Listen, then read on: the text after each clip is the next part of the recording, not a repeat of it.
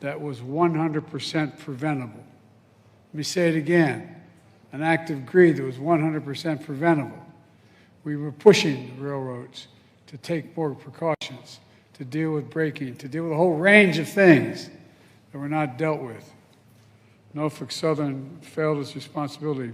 We know multi-million-dollar railroad companies transporting toxic chemicals have a responsibility to do it safely. And again, Norfolk Southern failed. My administration was on the ground within hours, working closely with the governor, the mayor, the senators, the House members, community leaders, to make sure you have everything you need. My administration ordered Norfolk Southern to clean up the mess it created and ensure it was done right. That includes an executive order I signed to continue our priority to hold Norfolk Southern fully accountable for this disaster and any long-term effects that are able to be identified as time goes on. Not just here, but also in Darlington, Pennsylvania, where I just visited an hour or so ago. Working with the state, we've tested the air, the water, the soil quality, deployed teams of health experts, provided emergency loans for local businesses. But it's not done yet. There's more to do. Today, I'm announcing the award of 6 National Institutes of Health grants to some of America's best research universities to study the short and long-term impacts of what happened here. That includes just north of here, Case Western University. So you'll have a top researcher with you as long as you need, as long as it has to go on. I also want to restate my support for the bipartisan rail safety bill. Senator Brown and Senator Vance and the congressman from Pennsylvania and others require stronger protective measures when trains are carrying hazardous waste. Storage tank cars. We argued about this for years. They should be stronger. They should be able to survive crashes without exploding. Undated brakes that meet higher safety standards. The fact of the matter is there was a lot of discussion ahead of time before this occurred about the safety of the braking systems of many of these railroads, trains. More staffing on trains so that there are more people to respond immediately to a crash and to do so much more in relation to the safety of the transportation. And it's important that the Senate follow the House and pass the tax reform bill, which makes sure that folks who don't get hit with a surprise tax bill, for compensation owed them by the railroad. That's not taxable income to them. We've got to make sure that that occurs, that no one is taxed for anything that is reimbursed or received from Norfolk Southern. It's not right. I support this tax reform bill, and we got to get it done. All told, we have done in 1 year what would typically take many years, and we're going to keep going. Like I said, your compassion and resilience of the leadership of this community and the people of this community, the courage of your firefighters, law enforcement officers, first responders who run into danger to save others, they deserve the care and resources we owe them to be followed and their health needs followed as well. Because that's what we do. It doesn't matter if you're a Democrat or Republican or Independent. What matters is we're all Americans. Everyone. We look out for one another. We leave no one behind, and we come back stronger than before. That's what you're doing here. That's what's happening right here in this community. That's what's going on downtown in your parks as well. Your downtown's reopened and the parks are reopened. Students were frustrated. Opposing schools wouldn't travel here for sports events, but now you're playing home games again, finally. That's pride. That's also progress.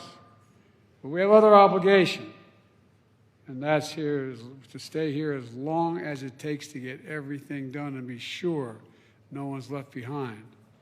In moments like this, let's remember who we are. We're the United States of America, for God's sake. We have obligations to one another. There's nothing beyond our capacity when we do it together, and we're going to stay here and do it together as long as it takes. May God bless you all, and may God protect our troops. We have a lot to do. Now let me turn this over to the EPA Administrator, Michael Regan, and he'll have a few things to say as well. Michael. Thank you, Mr. President. Good afternoon, everyone. It's an honor to join President Biden here in East Palestine today, a community that embodies strength, resilience, hope, and progress. Mr. President, thank you for your laser focus on this community from day one.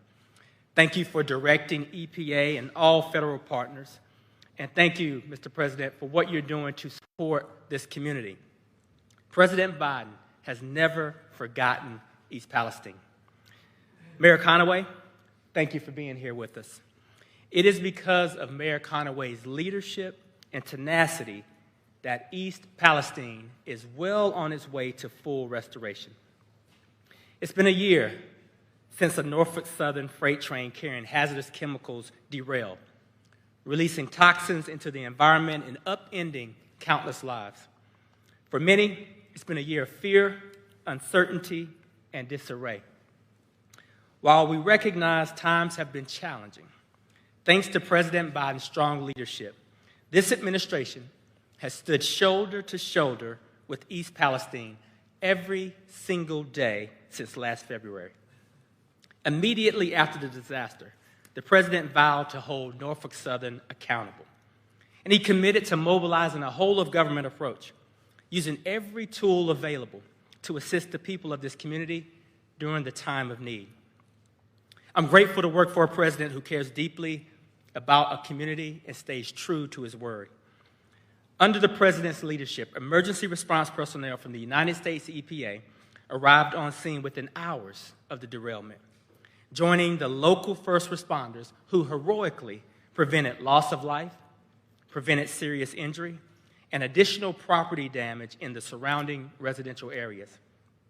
Folks, it's been a year of action, and I'm proud of all we have accomplished together since last February.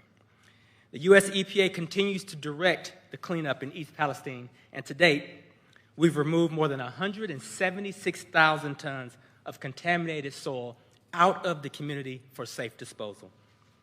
We've shipped more than 43 million gallons of wastewater off-site, more than 6 million gallons which were treated on-site prior to safely being shipped off-site. We've collected more than 115 million air monitoring data points and more than 45,000 samples in and around the community using high-tech EPA aircraft, mobile labs, and stationary monitors. EPA's Community Welcome Center has served more than 1,200 visitors and received over 1,300 calls and is still available to this day to residents who may have questions. My agency continues to engage residents and provide information through our regular newsletter and community events. And every step of the way, as President Biden has stated, we've held Norfolk Southern accountable for the harm that they inflicted on this community. We have leveraged every enforcement tool available to EPA against Norfolk Southern to ensure that they complete and they pay for the extensive cleanup activities conducted over the last year. I'm grateful to our state, federal, and local partners, as well as our partners in the United States House and Senate, who have worked tirelessly to help restore this community. So many lives were upended, and so much has changed since last February. But I've seen firsthand the strength, and I've seen firsthand the resilience of East Palestine. And I'm certain you all are well on your way to bouncing back to be stronger than ever before. And now it's my pleasure to turn things over to Mayor Conaway.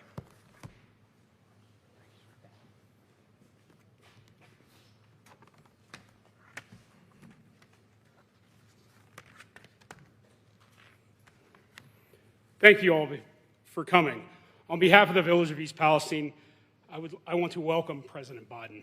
As we pass the first anniversary of the train derailment, the village of East Palestine appreciates the support from the U.S. EPA, the Department of Transportation.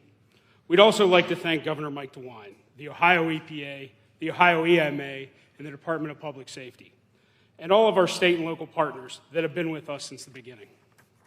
Our village has faced many challenges, but as a community, we have shown resilience. We will not be defined by this single event rather our response to it and our perseverance. President Biden, your long-awaited visit to our village today allows us to focus on the things we agree with, acknowledging this disaster should have never happened, address the long-term health concerns and the economic growth of the village, and ensure this never happens again to another community. Our goal is to be collaborative and proactive, collectively taking control of what we can shape for a stronger future. This includes support of bipartisan railway legislation, federal tax relief for funds received by from Norfolk Southern, along with your unwavering support and assurances that our long-term concerns and needs will be addressed, which we have expressed here today, sir.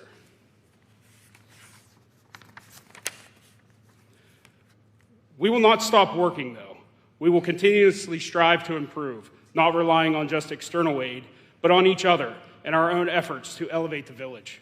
We are committed to seizing every opportunity for growth, enhancing our community's strength, resilience through initiative and perseverance. Here in East Palestine, we are rooted in pride, tradition, and unwavering in our drive for progress and to determine the outcome of any obstacle.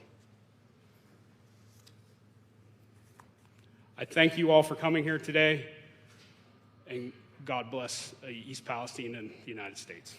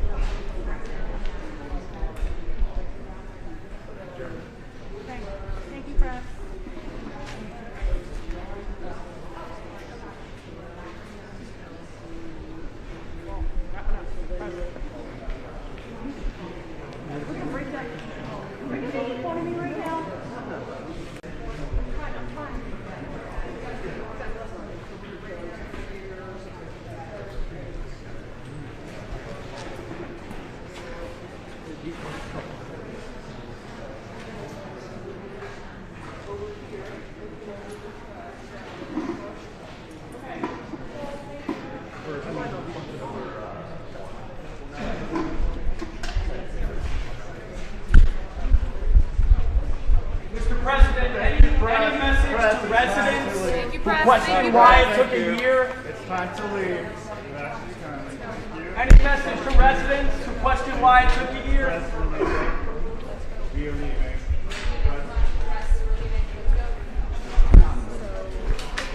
Time to go. Time to go. You're going down.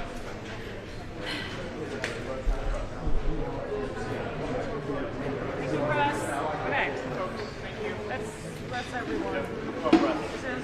Thank you, press. Thank you, everyone.